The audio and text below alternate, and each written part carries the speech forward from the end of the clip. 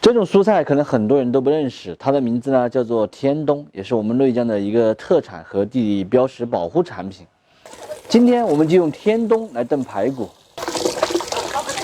新鲜的排骨，先来给它剁成小块小块的。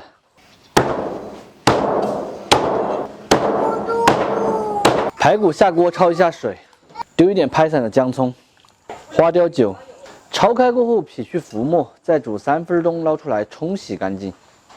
锅里来一点纯菜籽油，7成油温下排骨，先用大火爆炒一下，吃起来不油腻，并且入质紧实不松散。姜葱，烹一点花雕酒，加水。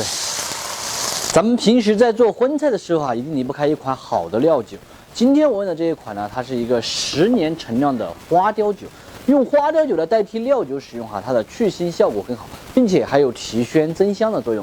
花雕酒呢，它是采用纯粮食酿造的10年陈酿，口感各个方面都超级的好像这样的一个大瓶的话，咱们家里面用基本上用1年的量都可以了。炒肉丝、炒肉片、煮鱼等等用它来码味去腥，真的就没话说了。喜欢我同款花雕酒的朋友，可以点视频下方链接去购买，现在搞活动也特别划算。清洗处理干净的天冬，来给它切一下。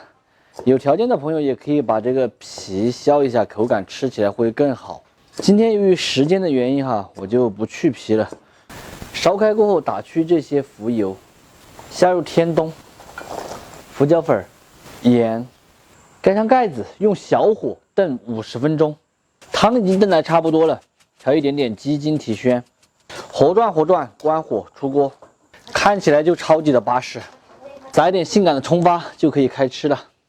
这样炖出来的排骨超级的香，并且软烂不柴，特别好吃。天冬的话，味道微微的带一点点苦味，但是吃的特别的好尤其是在这个冬天，炖上一锅汤，越吃越暖和。